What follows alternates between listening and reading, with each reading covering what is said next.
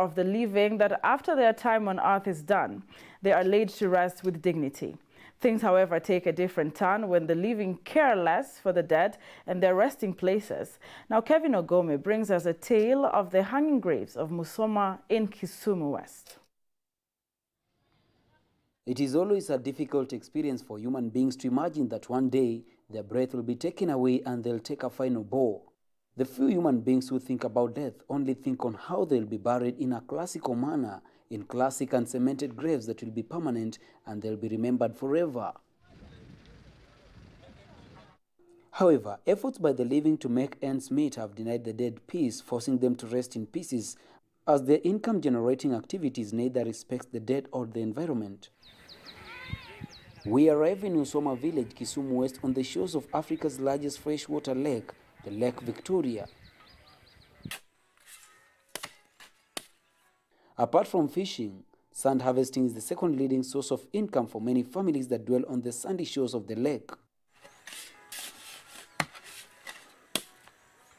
George Seni is in the process of kicking the poverty basket by harvesting sand, a job that he has been doing for more than a decade now on this sandy shore that is unsuitable for cultivation. He understands quite well the effects of his job to the future generation and to the environment at large, but he has no option left apart from harvesting the precious commodity that pays his bills. Serikali hataki mchanga tulee sababu kutoa mchanga pia unaharibu ni kama environment. Sasa lazima sisi pia tunajitafutia tu sababu kama sasa ni mashamba ni yetu, sasa wewe kwa shamba yako utaenda kutafuta tu, hata utapata kitu kidogo uende rudi naye kwa nyumba. Hapa yote ilikuwa maji. Kulingana na mchanga hii, mchanga maji niliwacha nje. Sasa vile maji inasonga ndio sisi pia tunasonga na udongo wetu kama tunaelekea baharini. Vile bahari inasonga sisi pia tunasonga hivyo hivyo. The perception of the people about the destruction of the graves as a result of sand mining will leave you with more questions than answers on the desire by human beings to rest in peace after leaving the beautiful planet.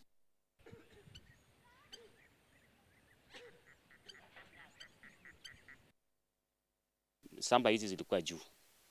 Sasa vile zilichimbwa zikawacha kama hizo makaburi wakati zilikuwa zilizikwa kitambo. Kuna wenye walikuwa zimezikwa 1993.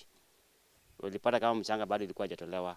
Sasa ilikuwa ikabidi wenye mashamba ndio walikuwa wanatoa hizo mchanga. Sasa unajua ilingana sasa vile watu wa area vile iko. Mwenye ameenda. Afike malipima peponi. Marehemu ni marehemu vile unaitwa marehemu hivyo. So marehemu akisha kufa yeye ni marehemu vile unaitwa marehemu ni marehemu. Sababu hawezi ongea. Mwenye amekufa ameenda. Sababu hata kama uende utoe yeye sasa yeye nje utoe mchanga hapo, baada hawezi kuongea unanitoa namna gani? Unanitoa kwa nini? The 73-year-old Maurice Ouko Odewa is an experienced fisherman and a former sand harvester from Musoma who has abandoned the sand mining craft after realizing the adverse effect the activity has on the environment and the generation after him. Sasa hapa wakichimba mimi nitaingia kwenye shimo jamani. Kabla bado hai hivi. Sasa ngoja nipe kwanza ndio wanisike hapo. Wakina baba wamefariki kabla mchanga haijatolewa bado. Sasa baada wazazi wetu kisa fariki ndio tukaanza mambo ya mchanga hii. Usaidizi ndio ulikuwa haba. Yaani mtu kaa na kulima tulimi. Sasa tukaona sasa tutoe mchanga tujisaidiane naye. These hanging graves in Musoma clearly indicate that the dead aren't resting in peace but in pieces. Therefore, something needs to be done to appease their spirits, or else the generation of sand miners may suffer unknown consequences. Hapo kwa boma nimesika wakina mama wawili, mmoja kaburi yake hapo kwenye mawe hizi, mmoja yuko nyuma ya bafu pale. Nimeshapoteza wakina mama wawili. Sasa walikuwa wakitoa mchanga lakini walipofika kwenye kaburi nikasema hapana msiingie huko sasa. Mtu ananunua mchanga, unanunua dongo pa kutoa mchanga, wewe ukitoka kidogo tu wale wameweka wamtolee mchanga, wanaanza kuna hivi sasa mvua ikija na kiwa ni simiti sasa inabakia juu sasa. Ikiwa hivyo msifanyika hivyo unachukua kondoo ama kuku jogoo ikiwa ni mzee. Inachinjwa hapo inakuwa kama sikukuu mnakula mnamaliza hiyo maneno hapo. Wengine wamefanya lakini wengine wamepuzia kufanya sasa ikawa hivyo tu. Usiposikilia sana nayo inapita namna hiyo lakini ubaya baadaye inaweza kuleta shida kwa watoto. Mtoto anaweza kuwa ndo wazimu, saa nyingine mtoto anaweza kuwa unagonjeka lakini kicho mnafanya agonjeke huwezi kuelewa ni nini.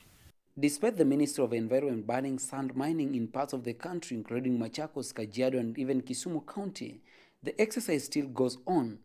Professor Simon Onywere, a geologist and an environmental planner, says poor policies and the high levels of poverty among the people in the mining areas are the chief reasons behind the increased environmental destruction through uncontrolled mining. The Mining Act does not talk about the impact of mining. It's silent on it. So therefore, management of mining sites has become an impossible thing. The legislations are there, the regulations are there, but these regulations have to be implemented by the communities. They have to understand why and what they are for, and how can they use them as an instrument of conserving their environment. So the challenge we have in the country is that most of the youth, most of the people who are mining actually, they are interested in making money, and plenty of it, by the way. Areas adjacent to oceans and lakes are the most affected by human activities like sand harvesting, which not only destroys the soil structure but also the hydrology of a place. It then begs the question on how will the next generation survive with the high rate of environmental destruction. Remember, sand is not consolidated material. It's very loose. Even in the Bible, it talks about if you build your house in the sand, then you are finished. So if these people build their houses in the sand and they're actually destabilizing the environment around the sand, then the houses will sink. The houses will simply flow with the sand when next it rains and it wants to move the sand to fill the void or the hole that has been left. So the sand becomes liquefied, and in the process the houses will collapse. According to environmental experts and scholars, it is very difficult to rehabilitate the destroyed land despite having rivers that transfer silt and sand from uplands to the lake and ocean basins. This therefore implies that human beings are constantly on a pursuit to dig their own graves while they are still alive. Well, rehabilitation can be done in one or another, just finding a mechanism of finding the right seeds that can grow in the sand pits. You remember we created sand pits. So we can find the right mechanism of populating the area with vegetation. But still, that doesn't bring it back to what it was. It will just create a new environment and new habitats and so on, which in some cases may not be suitable for that ecosystem, because then the biodiversity for the area, remember, every ecosystem has its own biodiversity, which is basically influenced by the type of vegetal systems that are there and the amount of moisture that the area receives. That's what influences biodiversity. Environmentalists and geographers warn that if alternative means of construction that are environmental friendly are not embraced, then there are high chances of extinction of human beings, animals, and some plant species after a prolonged period of environmental destruction. So that is not sustainable. So we have to find other mechanisms of developing materials for construction. Definitely, this destroying environment, this is destroying ecosystem, it's destroying the hydrology of rivers, and the consequence of it is we have already seen the effect. Every time it rains in Kajiado, there is flooding. Every time it does wherever, there is flooding. And before long, there is no water. In fact, in areas where, for example, you mentioned that people are burying, there are people around there, and the graveside is the only thing which is left, and the house is the only thing that is left. That in itself is a problem, it's a cultural problem. It brings about cultural issues. If a grave is exposed or a coffin in a grave is exposed, then you can imagine in Nyanza you have to go through a lot of other gymnastics to appease the gods and so on. But you see, the problem is brought by a lack of planning in the mining process.